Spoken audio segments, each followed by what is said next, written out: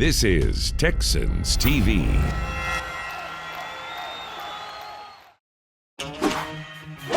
Coming up, we head to Sparta, Tennessee for the latest installment of Building the Texans. You always hear it takes a village to raise someone, and that happened for me back in Sparta, Tennessee. That's next on Texans 360. We are ready to rock in Houston. Rock and roll.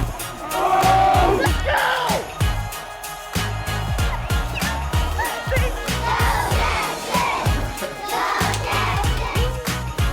Guess when you think you've seen it all, there's always something else.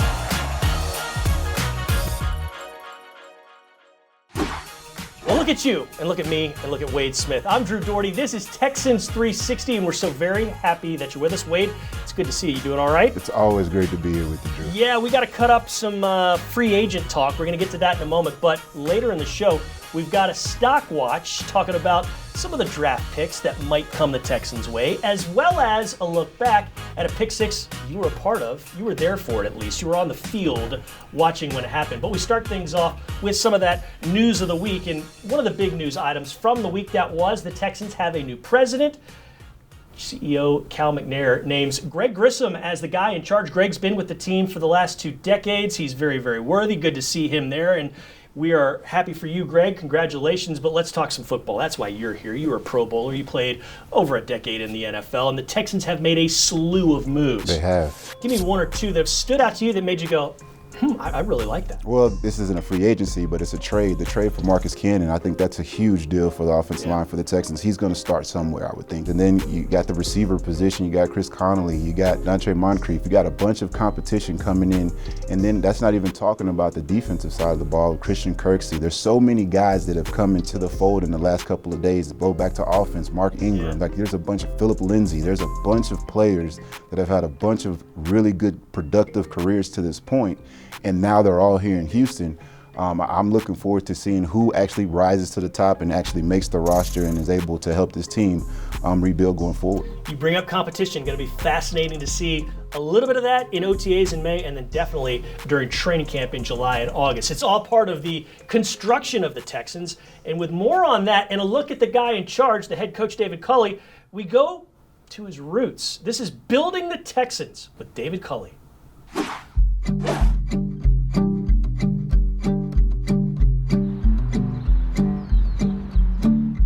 To know how the Texans will be built, you must first know David Culley.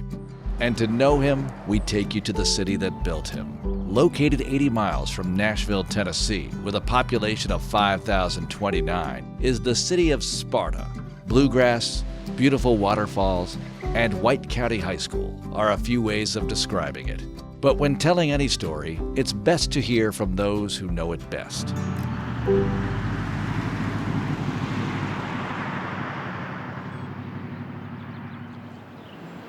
Sparta is basic rural America. It's the place that you want to raise your family and grow a home, and it's a place that considers God, family, country, and then sports comes pretty close behind that. Sparta is a small community. Everybody knows everybody. Very supportive of everyone. It was a very close-knit town, not just with my family, but with everybody in the town, from people at the high school, people in businesses. Everybody knew everybody, and it was like we were all family to a certain degree. On Roberts and North Carter Street, near Riverside Park, David Culley's childhood began. This is the street basically where he grew up at, and we always kidded each other, say, okay man, we from North Carter. He said, yeah, North Carter strong. This is our area right here.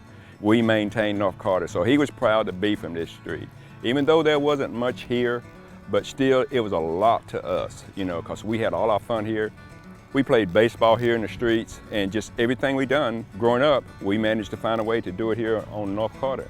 The house to the left of you there, that's the house that David basically grew up in right there.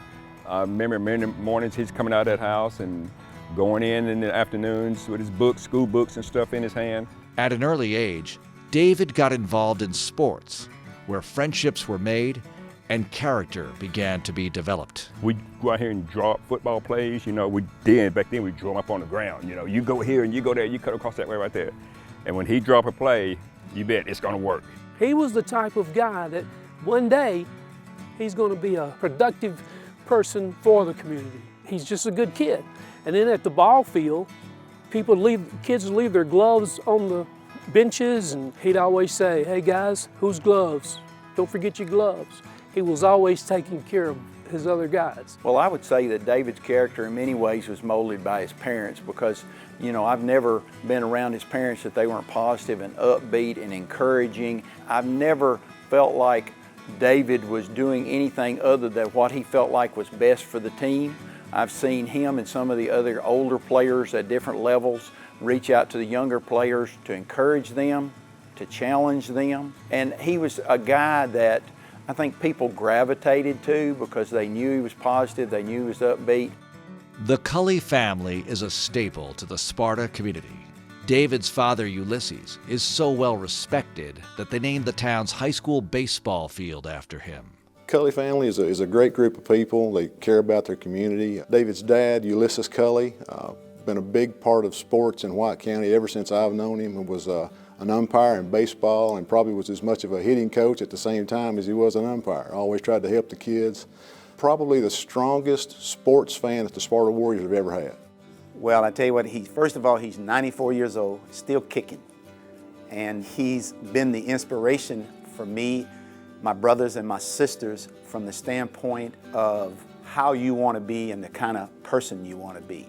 The people in Sparta now kind of think of him as a lot of people's father, because he's traveled many, many places for years to all sporting events in Sparta, whether it was my brothers and sisters playing or someone else's family playing. He's just been what I've always wanted to be, and I really feel like right now, because of that inspiration that he has and the way he has lived his life, has rubbed off on all of us.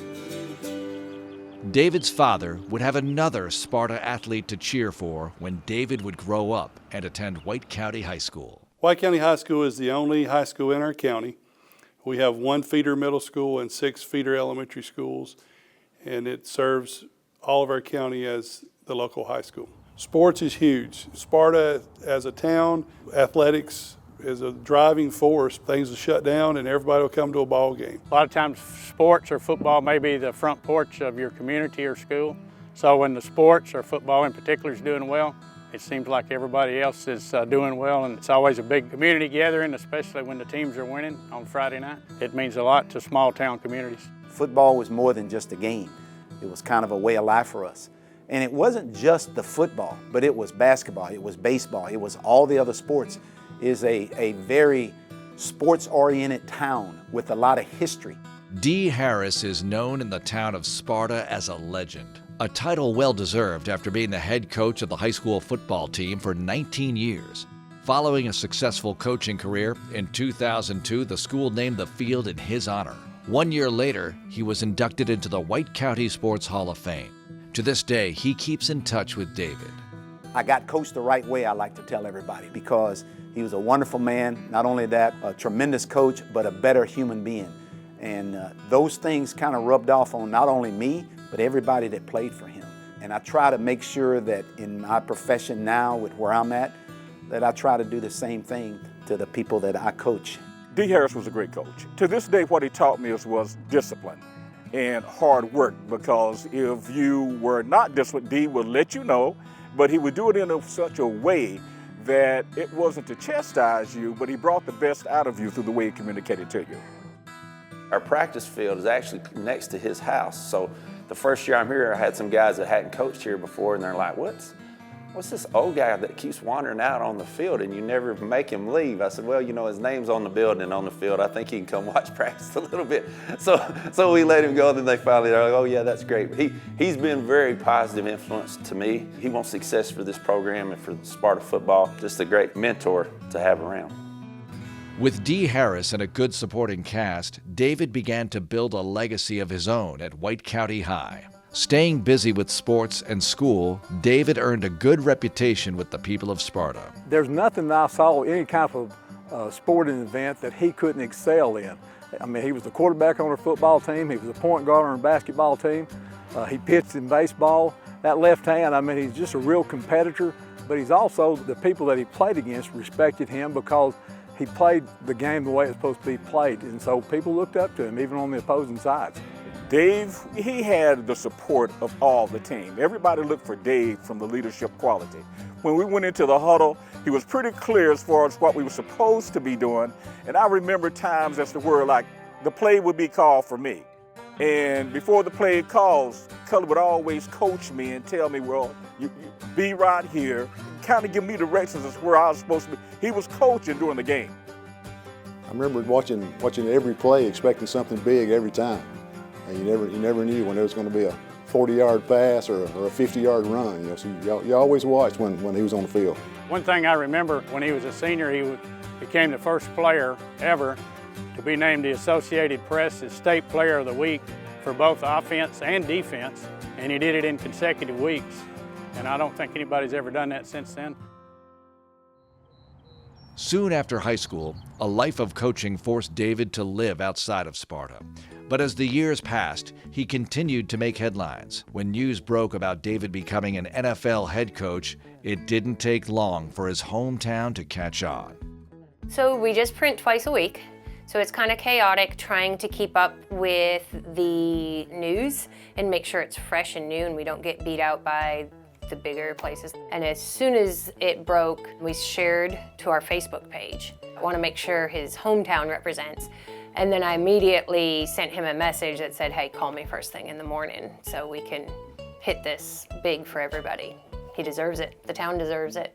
We sold out the papers, printed more, that kind of thing. His family stepped in and bought ads to be printed, congratulating him. It's the biggest thing that's happened here in a long time. My sister had called me and told me they hadn't heard the news, and I was just thrilled. I pulled over immediately, and I didn't want to call David because I knew David would have thousands of phone calls, but I sent him a text message, and I was just thrilled that he got his opportunity to be a head coach. Back when I was in Sparta, Tennessee, everything I am today has come from that town, those people. And you know, you always hear it takes a village, you know, to raise someone. I'm a perfect example of that. And that happened for me back in Sparta, Tennessee.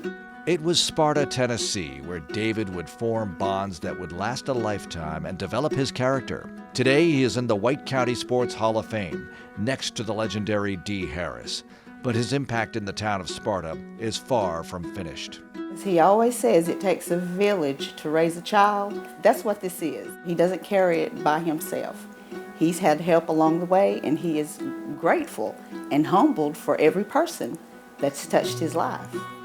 David's the same he is today as he was when I knew him at 15, 16, 17 years old. He's still a very, very high character guy.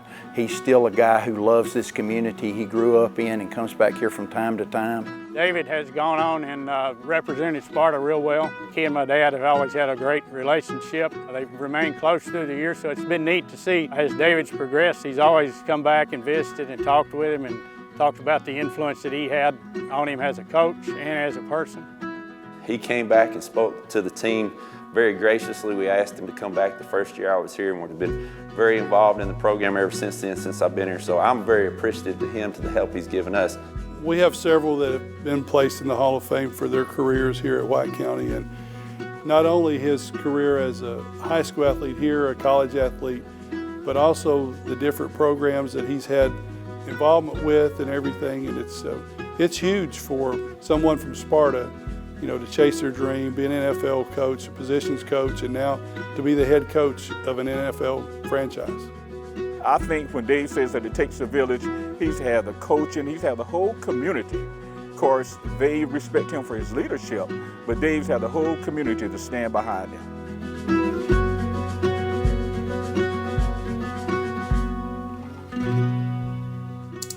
When we return, we're going to the film room and taking a look back at Brian Cushing's Pick 6. Texans 360 is presented by Kroger, fresh for everyone.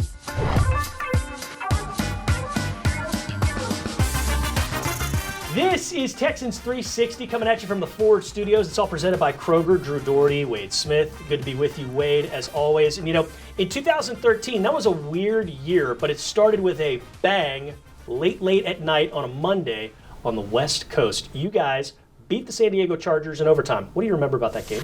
I remember us not playing very well early on in the ball game, and I remember Brian Cushing make an excellent play, pick six, that really got the things going in our direction and us coming back and winning it.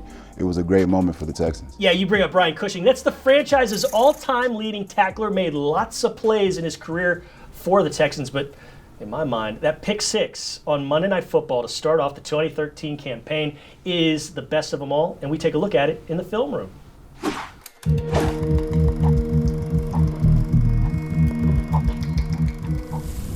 2013, Week 1, the Houston Texans in the final game of the first weekend. It's the late night of the doubleheader on Monday Night Football at San Diego, and they were down for most of this game. First pass of the game picked off by Matt Schaub threw an interception. Chargers jumped out to a lead, and this was late. Yeah. Texans still behind, but they were much, much closer. And Brian Cushing, maybe the play of his career. Yeah, no doubt. He had a bunch of them, especially early on in his career.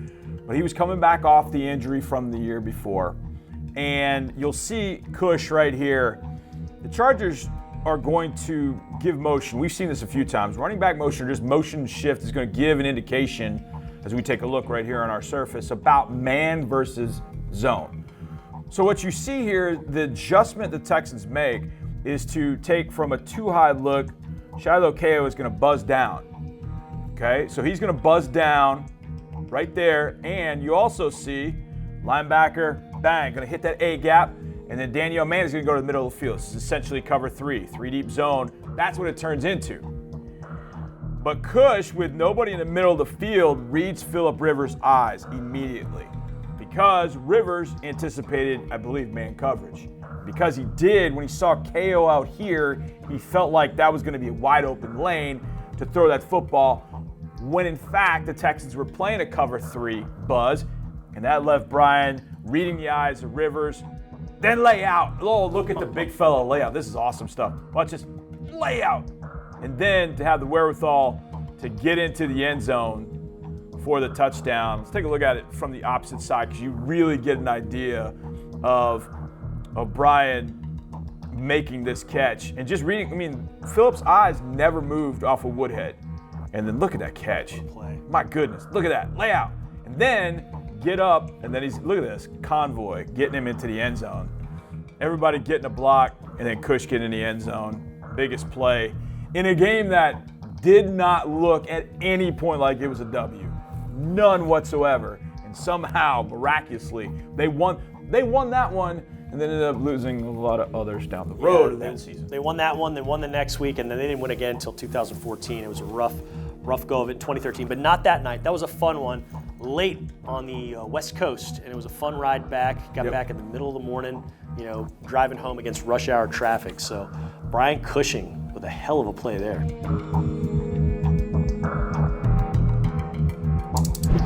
Texans 360 rolls on, and when we return, John Harris gives us a stock report. We're back. It's Texans 360. Drew and Wade. And hey, you were an offensive lineman for a long time in the league. You played at a high level. So offensive line-wise, around where the Texans are picking in the draft, which is 67th overall, third round, who do you like? What player? I really love Quinn Miners out of Wisconsin Whitewater. That's the kid that I saw at the Senior Bowl that dominated guys from the Big 12, SEC, Big 10, and he did it at the center and guard spot. So if he's still there on the board, makes you a little nervous because he played so well that he might get moved up and picked on day 1 or 2. But if he's on the board in the third round, that would be a great pickup for the Texans. See, now you make me nervous because you know what you're talking about. John Harris knows what he's talking about, and John has done a stock report on Miners. So with all that in mind, let's see another stock report from John Harris. Yeah, talk to me, Goose. Yeah, Gonzaga, Illinois. Yeah, Cleveland State. Yeah. But, hey, whoa, hold on. The Harris 100. Yes, it's live. Yes, live. Live. L-I-V-E, live at HoustonTexans.com. Yeah, go check it out. All right, I gotta go. All right, yes, the Harris 100 is live, which brings me to the stock report. Harris 100 version. Let's get into it and start the 40 acres. University of Texas outside linebacker Joseph Osai, 6'4", 252, 41.5-inch vertical. Yes, This guy is an athlete. He almost did an 11-foot broad jump, sets the edge, rushes the passer, relentless to the quarterback. Relentless, that's right. Gets after the quarterback, plays the run. This guy, I think, is a much better prospect than some people are saying right now. They've got Owe and they've got Pay. I've got Osai. He's one of the best edge players in this draft. Joseph Osai, University of Texas. Yeah, talk to me, Robert. Yeah, Northwestern. Yeah, no, you want the corner. Yeah, not the quarterback, the corner. Cornerback. Yeah. All right, I got to go. All right. Greg Newsome II. 4, 3, 1. He can fly. Yes, 6'1", 190 pounds. Hurt at the end of the year, but showed enough in 2020 to be one of the better all-round corners in this draft. You heard me. In this draft. From Northwestern, he ran a 4.31 in his 40-yard dash at his pro day, solidifying a spot in the first round. It's a lock. Lock it in. Lock it in. Greg Newsome II from Northwestern. Now let's get to our final. Oh, wait, phone's still ringing. Yeah. Oh, Nick, what's up, buddy? Yeah. No, we're not taking any Wildcats. What are we looking at? Buckeyes. Yeah. Linebacker. Browning.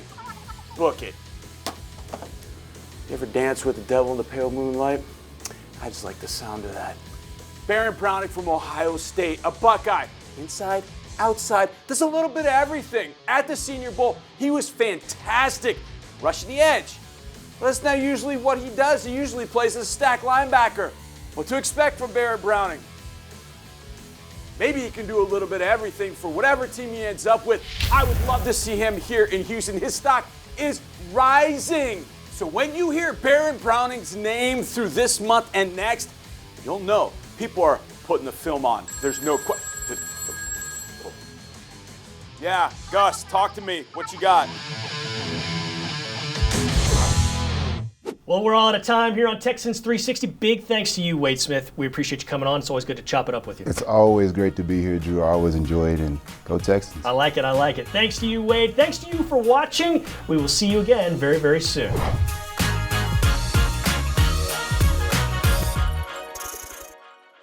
Thanks for watching. Subscribe to our channel and ring the bell to know when we post new content.